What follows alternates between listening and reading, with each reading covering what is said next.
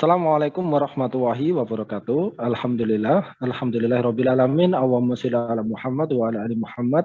Pemirsa Khilafah News dimanapun Anda berada, salam jumpa kembali bersama dengan saya Aziz Rohman di program Kabar Petang edisi Jumat 4 Februari 2022. Insya Allah beberapa menit ke depan kami akan menemani Anda mencermati dan menelaah berita paling menarik dan paling populer hari ini bersama narasumber yang kompeten di bidangnya dan tentunya dari sudut pandang Islam. Baiklah pemirsa, inilah kabar petang selengkapnya.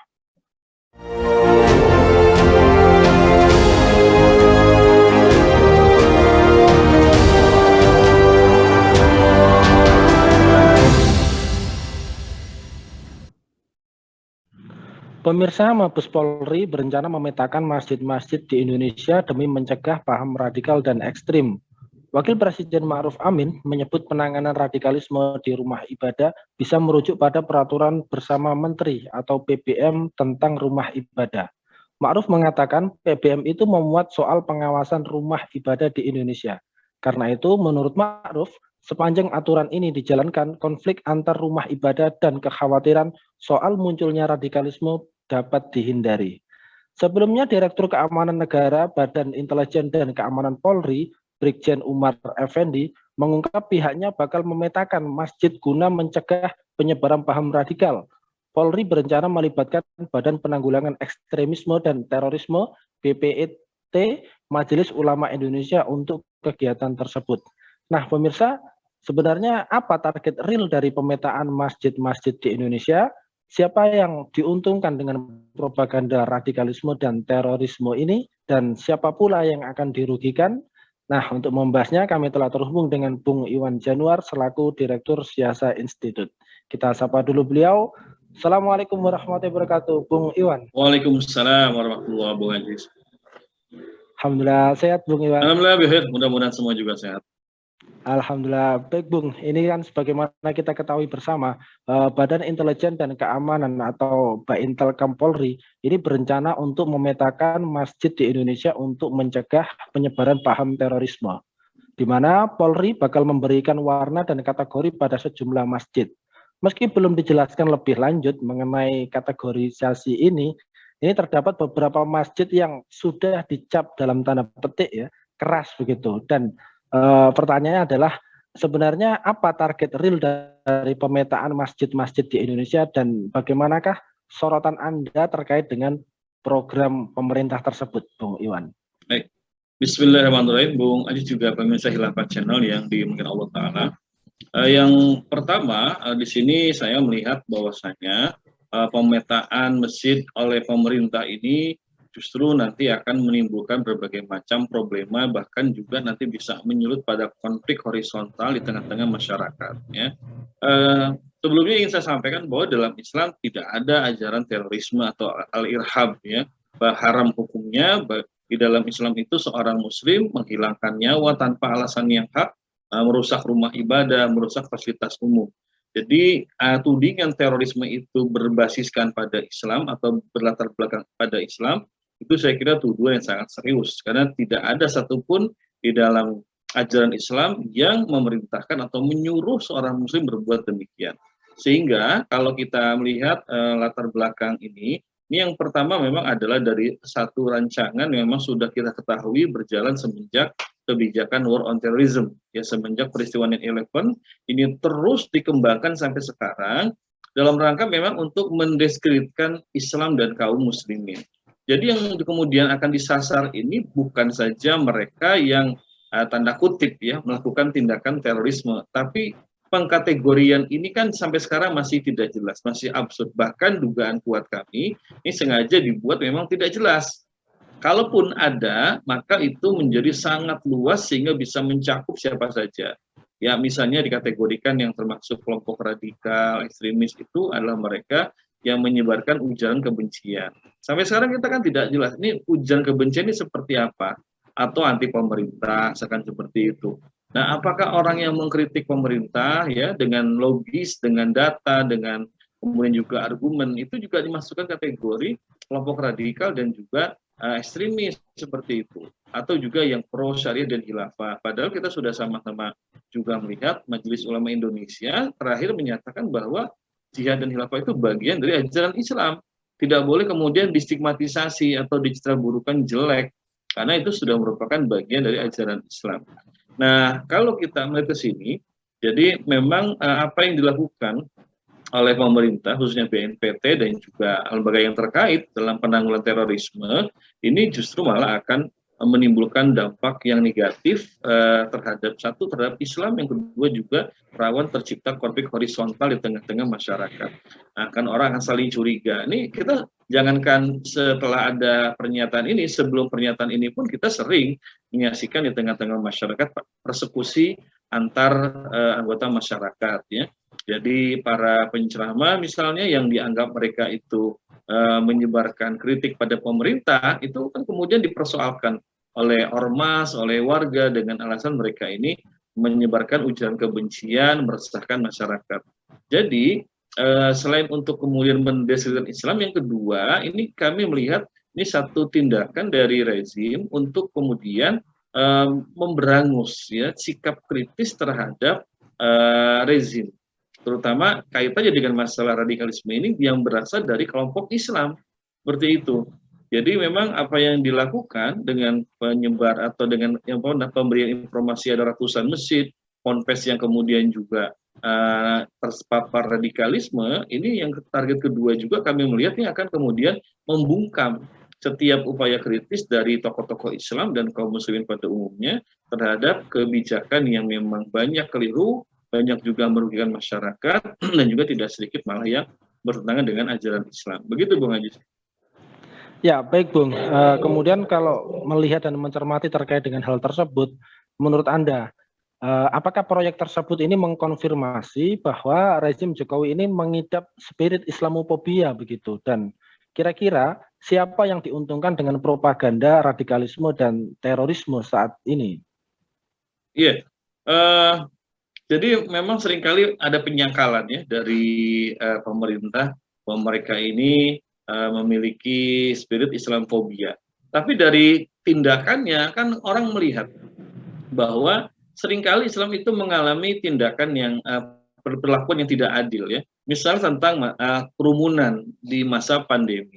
Kita melihat kemarin di Bandung ada perayaan Imlek, ya, oleh warga di satu mall besar di Bandung yang hadir itu bisa mencapai ratusan bahkan mungkin ribuan, tapi sampai hari ini tidak ada pernyataan dari pejabat terkait, baik dari pihak provinsi ataupun juga pihak pemerintah kota ataupun dari Satgas ataupun dari aparat kepolisian terkait masalah itu. Kalau sudah viral, tapi kita bisa melihat bagaimana yang dialami oleh Habib Rizik misalnya, ya, yang mereka beliau dengan beberapa pengurus FPI itu langsung mendapat tindakan, bahkan satu-satunya warga yang sampai masuk penjara karena masalah kerumunan, ya beliau seperti itu.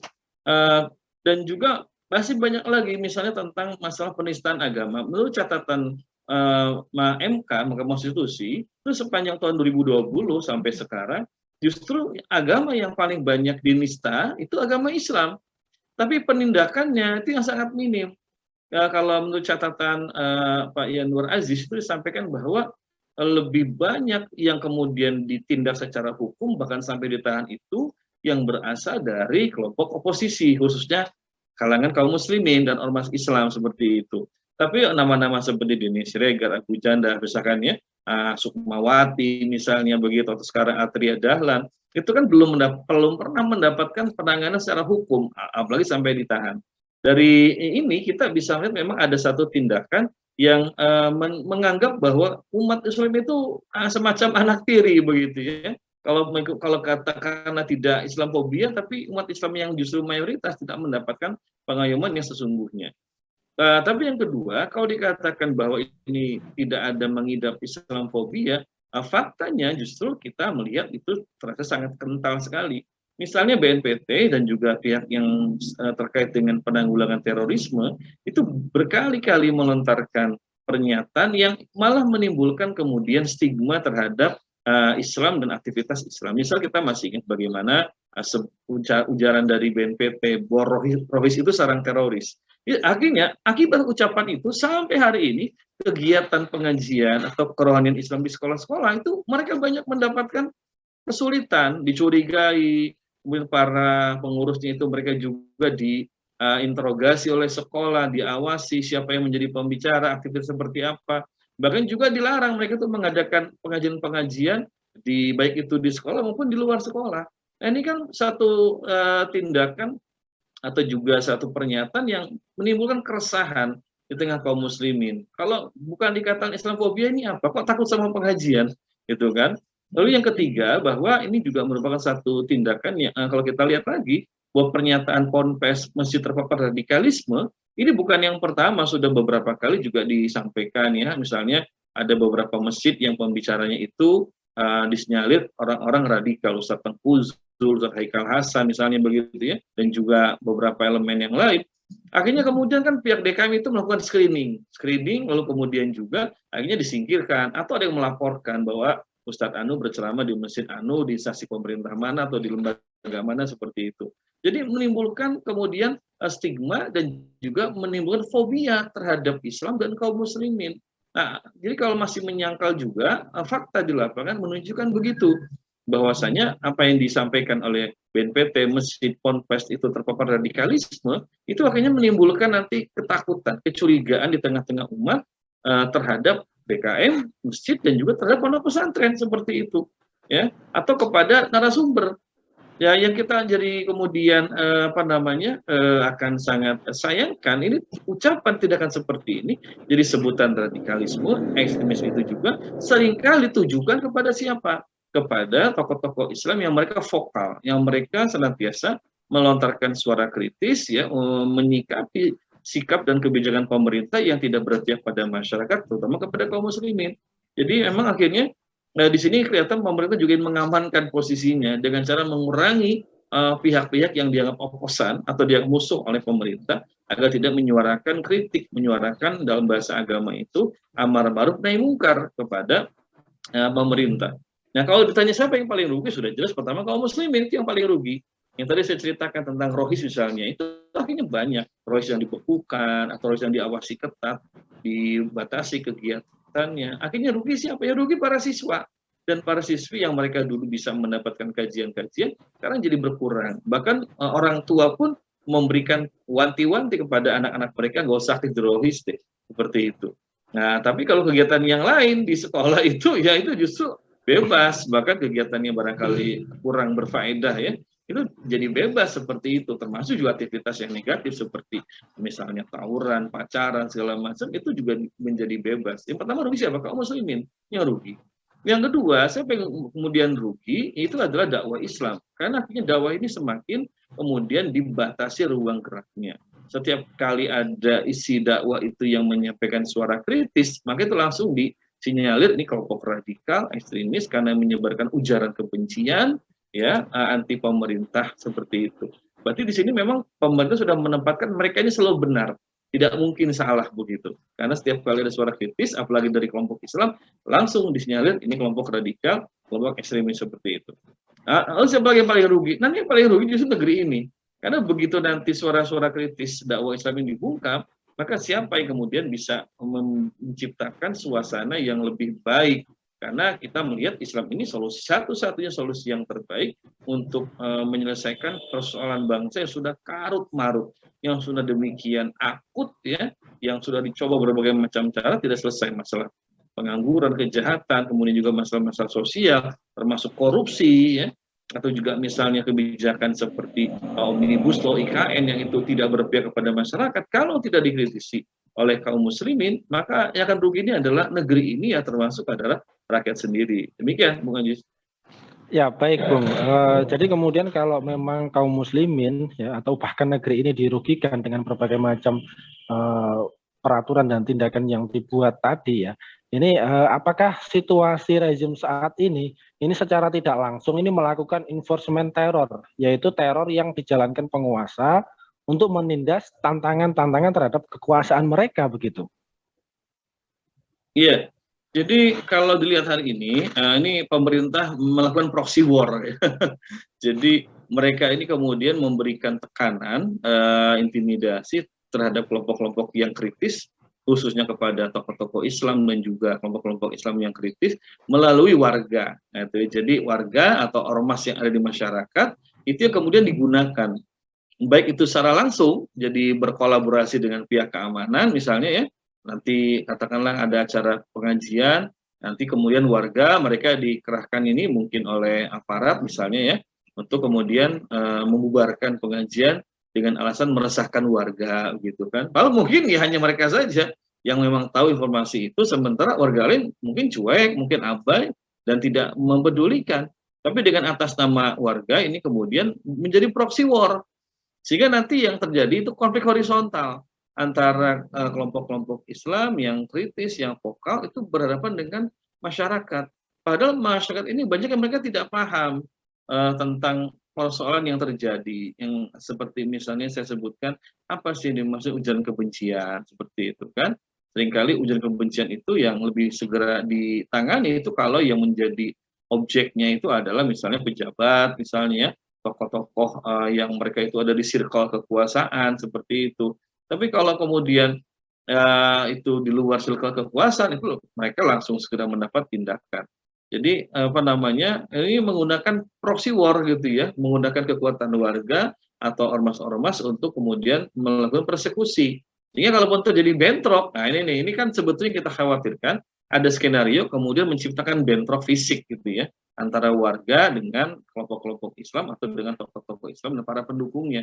Nah, jadi saya pikir di sini kaum muslimin khususnya mereka yang tetap istiqomah dengan dakwah ini ya harus berhati-hati, jangan terpancing atau kemudian juga salah menggunakan kata-kata atau kalimat karena ini bisa langsung mendapatkan tindakan hukum. Demikian, Bung Ajis ya.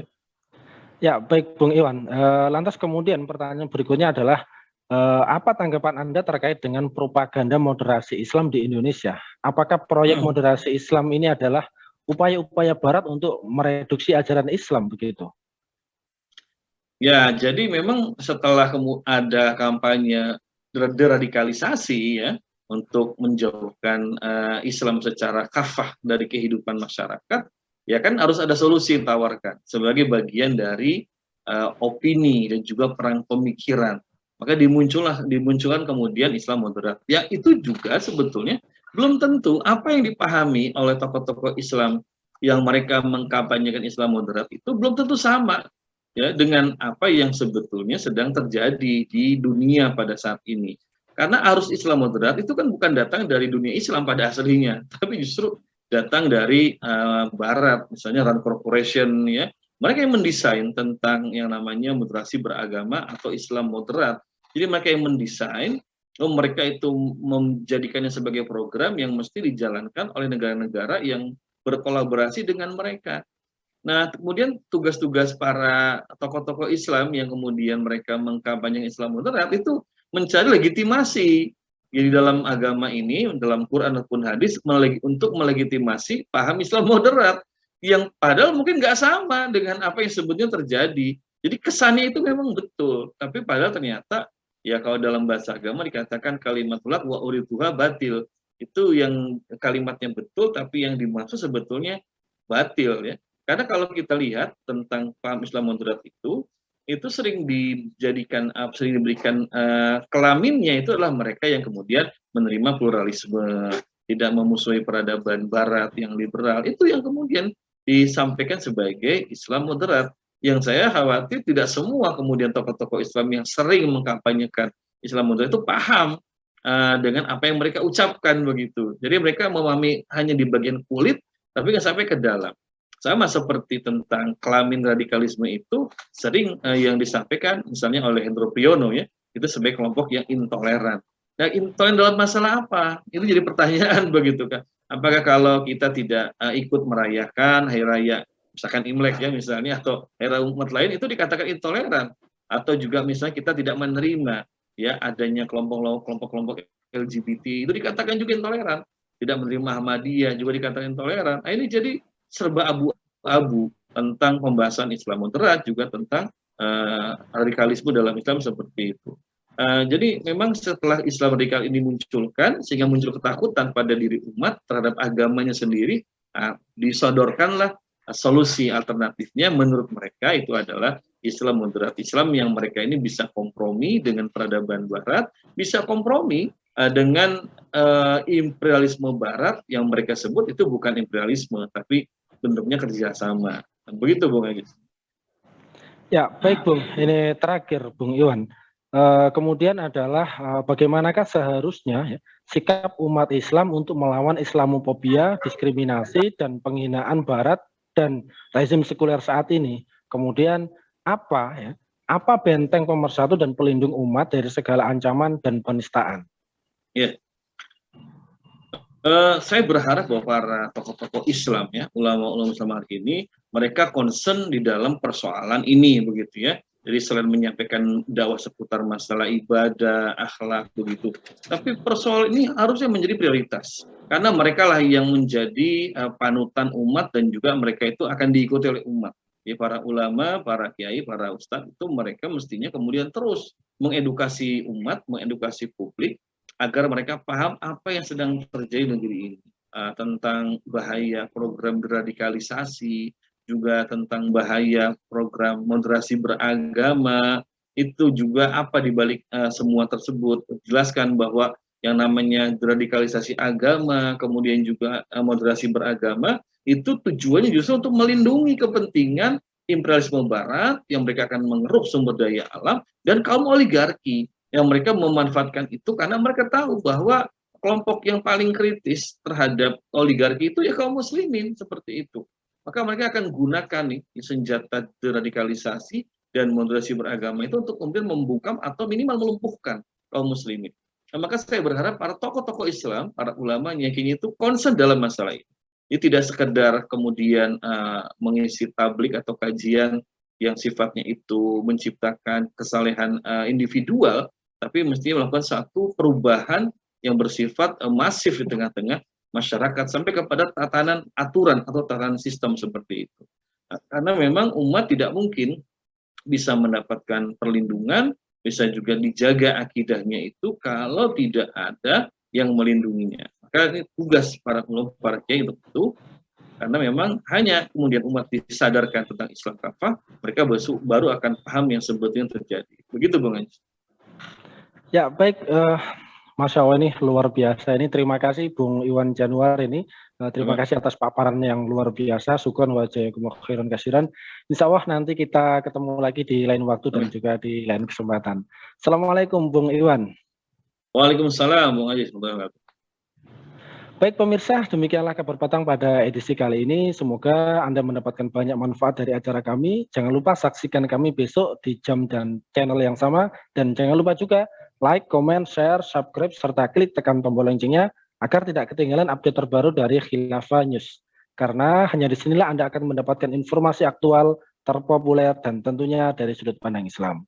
Akhirnya saya Aziz Rahman beserta seluruh kru yang bertugas undur diri. Wassalamualaikum warahmatullahi wabarakatuh.